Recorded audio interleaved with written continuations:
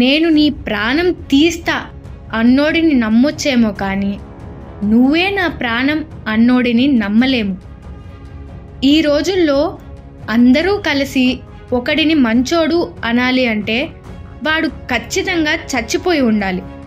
నాకు నేను చెప్పుకునే 2 మాటలు: 1 నువ్వు గెలిచే గెలుపు, 2 ఊరి బయట శ్మశానం. డబ్బుంటేనే ఇక్కడ ప్రేమ. నీ దగ్గర డబ్బు లేకపోతే ఖేల్ ఖతం, దుకాణం బంద్. మీరు కోపంలో ఉన్నారు అంటే వీడికి బలుపు అంటారు. పోనీ కూల్గా ఉన్నారంటే చేతకాని వాడిలా చూస్తారు. 2 వాళ్ళ మాటలే. డబ్బు ఉన్నవాళ్ళు అందరూ టాలెంట్ ఉన్నవాడిని ఫ్రీగా వాడుకునేవారే. కాలం ఆపదు, కానీ కారణాలు ఆపుతాయి.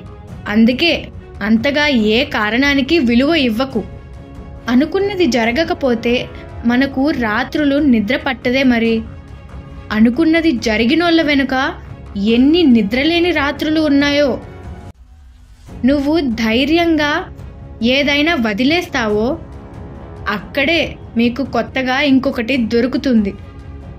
జీవితంలో విఫలమైతే ఎవడూ చావడు. చుట్టూ ఉన్న వాళ్ళనే మాటలకు మాత్రం తప్పకుండా చస్తాడు. ఆలోచించడం అనేది చాలా కష్టం. అందుకే అందరూ త్వరగా అభిప్రాయాలు చెప్తారు. గెలిస్తే నీకు ఎంతమంది ఉన్నారో తెలుస్తుంది. ఓడితే అందులో నీ వాళ్ళెంతమందో తెలుస్తుంది. నీ ఉనికి ఒక సమస్య అయితే దానికి సమాధానం నీ ఆలోచన విధానం. కష్టాల్లో ఉన్నప్పుడు తోడు రాని బలగం చచ్చాక పాడ వెనక వస్తే ఏం లాభం? నువ్వు పడే అన్ని కష్టాల నుండి నిన్ను రక్షించేది ఒక నువ్వు మాత్రమే. జీవితంలో అందరికీ నచ్చినట్లు ఉండాలి అనుకుంటే మరో జన్మలో డబ్బుగా మాత్రమే పుట్టాలి.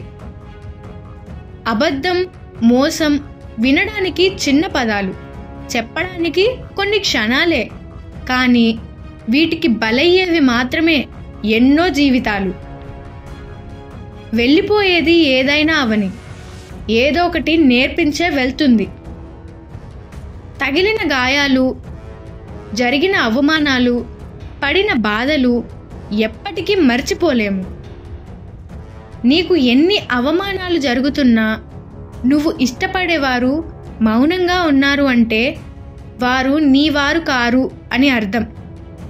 ఆలస్యమైనా పర్లేదు, కొన్ని అవమానాలకు సమాధానం చెప్పి తీరాల్సిందే. జీవితంలో ఏది కోల్పోయినా నిబ్బరంగా ఉండాలి. చెట్టు ఆకులు రాలిన ప్రతిసారి అంతకంటే రెట్టింపు ఆకులతో చిగురిస్తుంది.